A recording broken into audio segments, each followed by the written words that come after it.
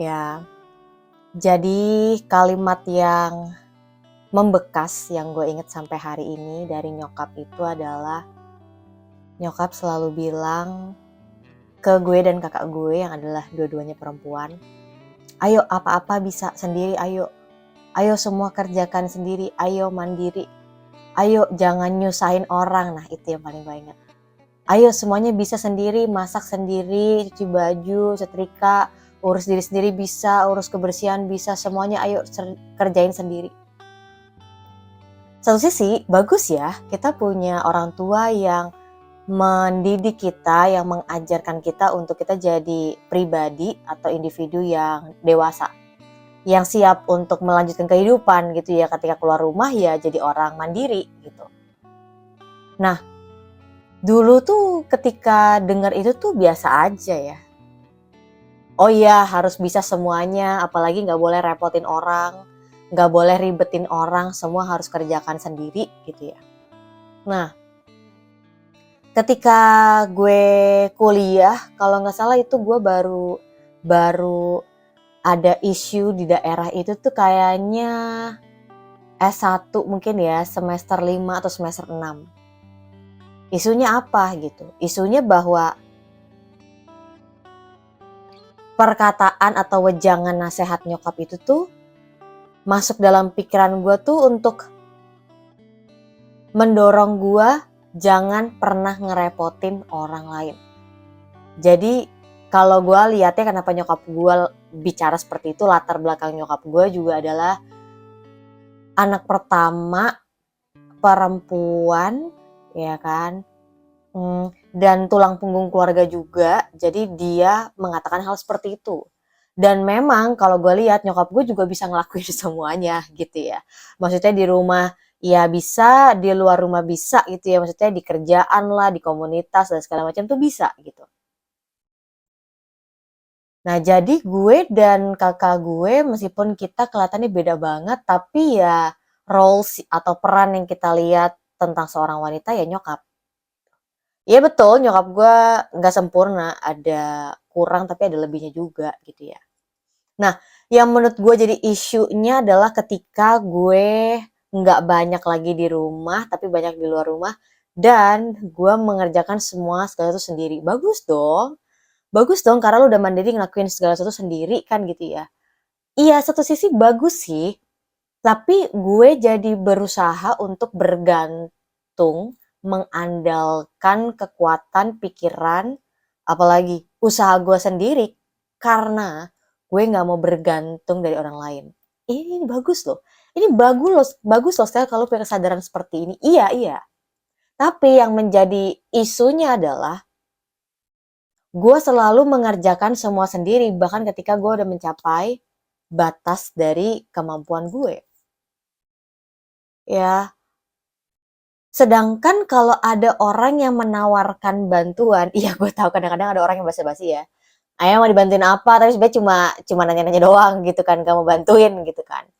Tapi ketika orang itu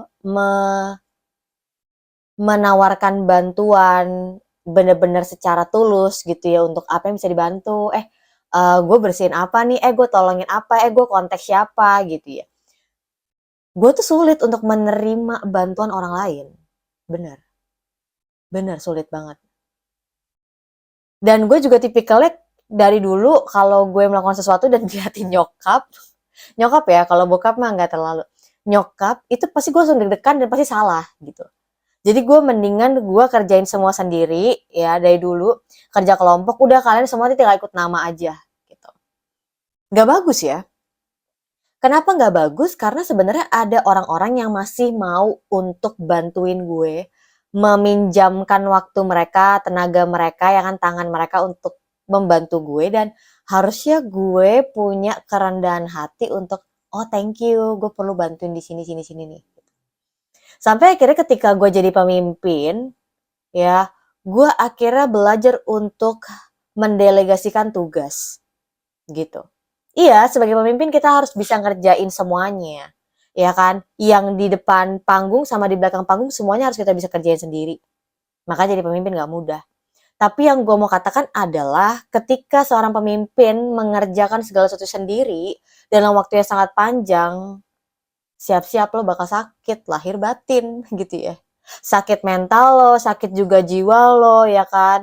Em, Prioritas lo nggak lagi seimbang gitu kan. Ya itu akhirnya merusak segalanya, betul. Makanya mendelegasikan tugas untuk oke, lo kerjain yang ini ya, lo kerjain yang ini ya. Itu bukan cuma sekedar kita bikin oke pembagian tugas, enggak, tapi kita lihat juga kemampuan dari teman-teman yang kita kasih tugas, bisa nggak untuk dipercayakan yang pertama. Yang kedua, mereka bisa bertumbuh nggak dari tugas itu kan gitu. Yang ketiga, mereka bisa nggak untuk mempersiapkan orang-orang yang akan nanti menggantikan mereka. Gitu. Jadi menurut gue tadi kepikiran untuk bahas ini ya. Hmm, gue seneng untuk bantuin orang, tapi entah kenapa gue sulit banget untuk terima bantuan orang. Iya, sampai akhirnya di S1 itulah gue akhirnya banyak belajar untuk minta tolong. Kalau ngomong terima kasih sering ya, tapi untuk minta tolong tuh menurut gue kayak aduh, masa minta tolong sih? Lihat ya, nasehat, wejangan, apalagi didikan orang tua gue yang bagus, ya yaitu untuk membuat gue sebagai seorang wanita yang mandiri, tapi tetap aja ada celahnya. Bahwa akhirnya gue bener-bener semua menggantungkan kepada kekuatan, pikiran, rencana, apalagi usaha gue. Jadi bener-bener gue pernah menganggap bahwa gue mampu untuk menghadapi dunia sendiri. Padahal sebenarnya kenyataannya enggak ya.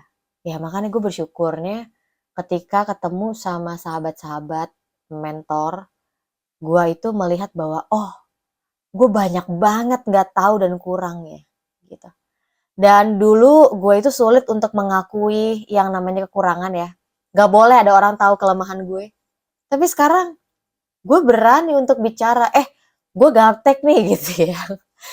Gue nggak bisa nih kayak mikirin kayak permusikan apa nih, audio ini segala macam, gue nggak ngerti gitu. Dan ya udah, menurut gue itu nggak merendahkan gue, justru itu menolong gue untuk oke, gue bisa sih pelajarin, tapi emang itu bukan menjadi ketertarikan gue gitu. Kan beda ya. Kita interestnya di hal-hal tertentu, tapi memang untuk untuk ngelakuin itu gue nggak akan bisa jadi expertnya. Ya, jadi itu panjang sih sebenarnya menurut gue. Kemarin juga gue sempat ketemu sama sahabat-sahabat gue kan. Biasa ya, pertemanan, persahabatan orang dewasa ini kalau ketemu ya 2 tahun sekali. Gue bilang sama salah satu sahabat gue, cowok, gue bilang gini ke dia. Lo lihat gak sih sekarang gue udah jarang banget pakai heavy makeup kayak dulu gitu. Karena akhirnya gue bisa menemukan jati diri gue dan gue bisa tampil apa adanya gitu. Ya sebenarnya kalau dilihat nih, ya ini kan BTW pakai kamera ya, tapi sebenarnya menurut gue ya biasa aja gitu. Ya kalau merah, kalau gue kadang-kadang ngegaruk gitu kayak udah langsung bekas merah gitu kan. Dan kayak semalaman baru hilang gitu kan. Atau misalnya kayak lagi hormonal gitu kan.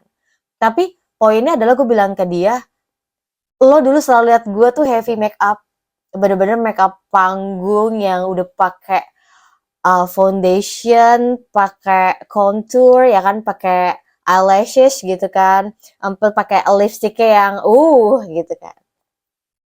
Sekarang gue udah bener-bener kalau misalnya keluar itu cuma pakai pelembab, sunscreen, uh, lip gloss, ya paling itu aja, penjepit bulu mata aja, nggak perlu pakai eyelashes, sama sama blush on aja paling, sama alis. Yang lo liatlah vlog gue sebelumnya, yang mana ya? Gue lupa. Tapi ada kok, gue sempet tunjukin foto-foto gue dulu yang gue nggak pede kalau misalnya nggak pakai heavy makeup. Gitu. Dan ternyata ketika gue menunjukkan diri gue apa adanya, beberapa orang malah mengakui kayak lebih sehat secara lahir batin gitu ya. Lebih bisa menerima, lo bisa jadi diri lo apa adanya gitu ya. Ya, grateful sih. Tapi kaitan yang tadi yang gue katakan, akhirnya gue bisa mengakui keterbatasan kelemahan gue. Salah satu quotes yang gue terima dari salah satu mentor gue, dia pernah mengatakan gini, nggak apa-apa tahu kalau memang kita punya kelemahan dan keterbatasan. Kita fokus untuk mengembangkan kelebihan kita, untuk mengasah kelebihan kita biar lebih keren lagi gitu ya. Dan kelemahan kita tuh bisa diisi dari orang lain, that's why kita nggak bisa hidup sendiri. Yang artinya kita perlu yang namanya manusia lain yang untuk menolong kita gitu.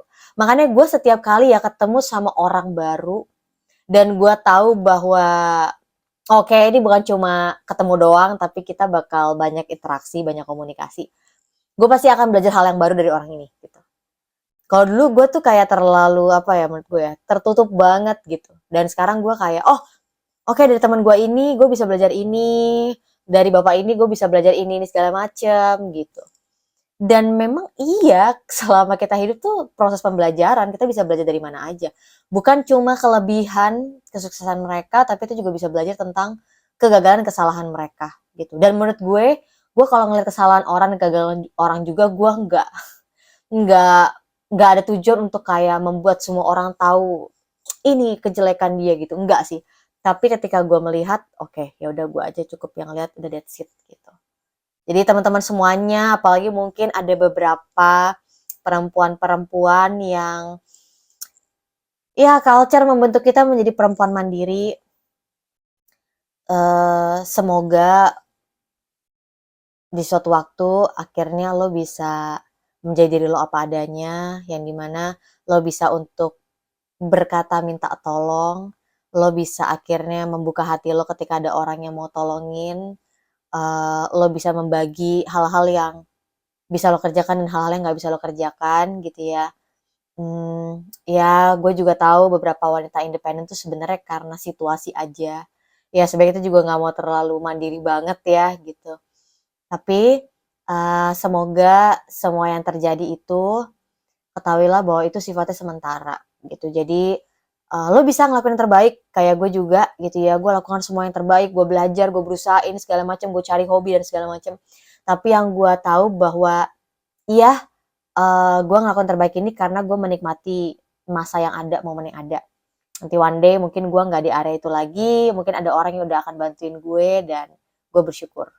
Jadi gue bersyukur untuk setiap orang, ini kayak video apresiasi ya.